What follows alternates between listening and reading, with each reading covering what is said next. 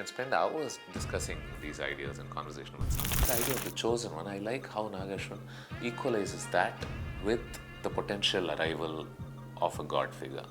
What am I saying, god figure? Of a god.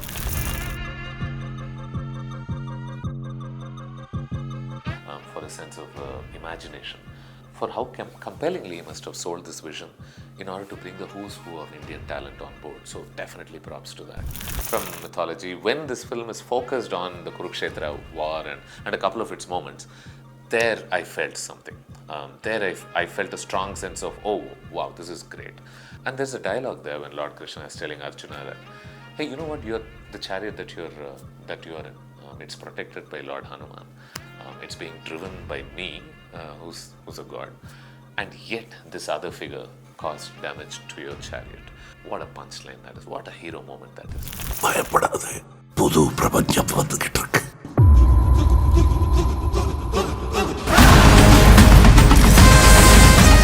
Hello, my name is Sudhir Srinivasan and this is my review of a much awaited film, Nagashwan's much awaited spectacle, featuring a whole host of stars from across the country. Kamal Hassan, Prabhas, Amitabh Bachchan, Deepika Padukone, Shobana, I could go on and on. The film's name is Kalki. There were times when I was watching Kalki when I was absolutely awestruck. I was looking around the theatre hoping that somebody's eyes would meet mine.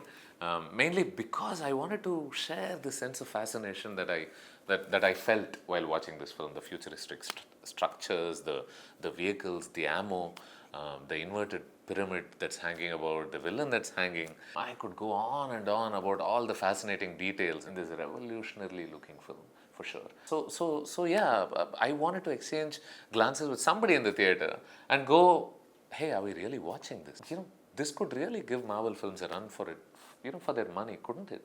Maybe because Marvel came to mind, I couldn't but compare Prabhas' character Bhairava with another character from the Marvel universe, which is Peter Quill. Some of you may know him as Star-Lord.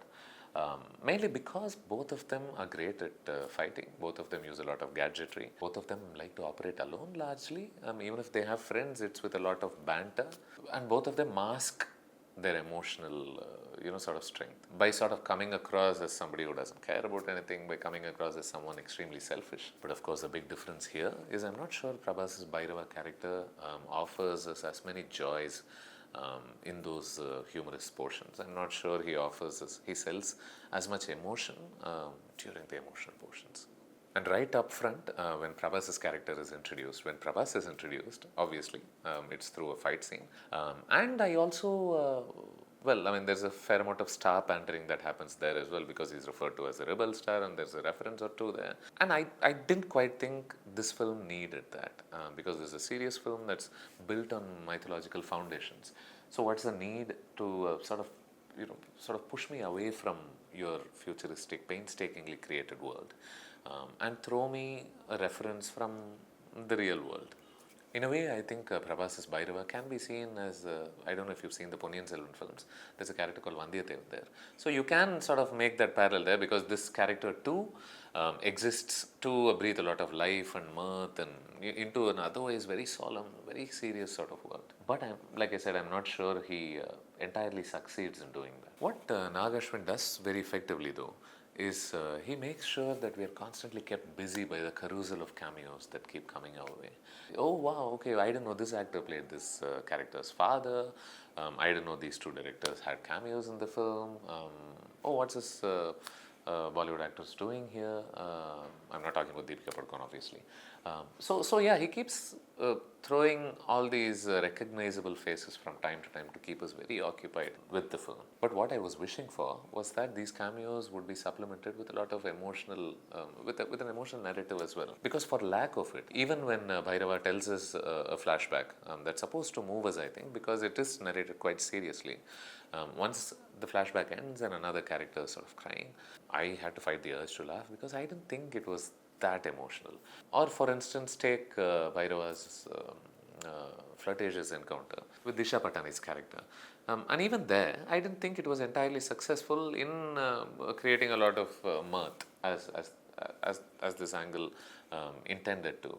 So that's what I'm saying. So for lack of these joys, Prabhas's character seems to go through a lot of distracting, indulgent portions that seem to take away from the story.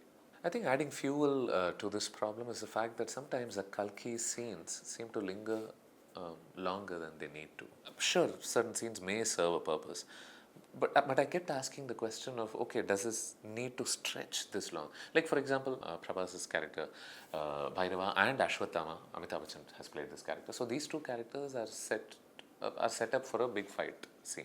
And we understand the temptation because one is invincible, one has never lost a fight, another is pretty much immortal, he can't be killed. So what would the fight be like? The curious thing here is both are essentially good characters, so you're not quite sure who you're supposed to be rooting for. But the fight itself, after a while, it begins to feel repetitive. You know, Prabhas's character sort of holding this person captive, and that person sort of escapes it. I hold you in chains, you escape it, and this pattern goes on and on. And at one point, I started asking myself, what the point of this whole fight sequence is? What I think is the strength of the film is that it definitely has a lot of ideas, and these ideas are.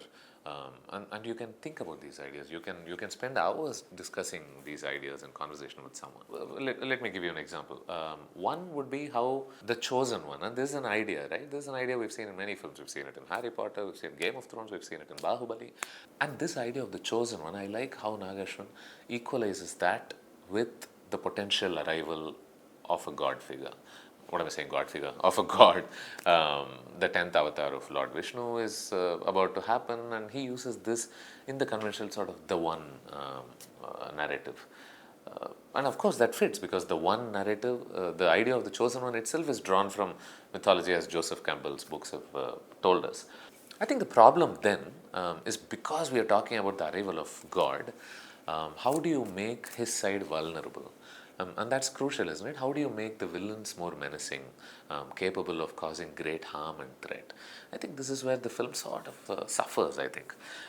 Mainly because you think about Deepika Padukone's character, she's called SUM80, and this character is supposed to birth God. So we know that's going to happen. How are you going to convince me that she's ever going to be in any serious trouble? If she is one character, then we have Amitabh Bachchan playing Ashwatthama, who we've already been told is pretty much immortal and can't be killed. So both these characters are pretty much safe. And who's the big villain here, really? There's a commander who's acting as a stand-in villain, essentially. But with all his army and futuristic weapons and gadgets, he never ends up seeming too menacing. And there is a looming figure of Kamal Hassan's character as well, who's supposed to be the big villain, right? And Supreme Yaskin is the name of his character, and I loved what they've done to the look of Kamal Hassan. I love how he looks. I love what they've done to the appearance, but unfortunately in this film there is not a whole lot to be told about him. I don't think we understand a lot about who he is or what his primary motivations are. It's essentially a cameo. So there's a gaping hole here in terms of who the strong antagonist in this film is, and any losses that this good team suffers. One is Shobana's Mariam. She has a brief moment of a sparkle where she's attacking someone, but then it fizzles out.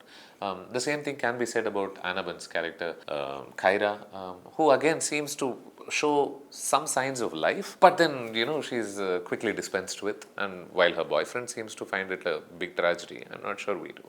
And this, I think, is a fundamental issue with Kalki, because for all its great world building, is it able to make us feel about its characters necessarily? At the beginning of the film, we are shown quick snapshots of civilizational horror, the poverty, the strife, to establish that we are sort of in the Kali Yuga. It's talking about Nazis, it's talking about genocide, all of this. And you know what? These snapshots made me feel a lot more about, we are in a world that's crying out for, a savior figure, so to speak. Let me clarify, I don't believe in it, but I'm saying for the purposes of this world being built in Kalki. And yet, when Nagashwan presents this futuristic world, I'm not sure we process it necessarily as one that's in need of a savior figure, as one full of despair and horror.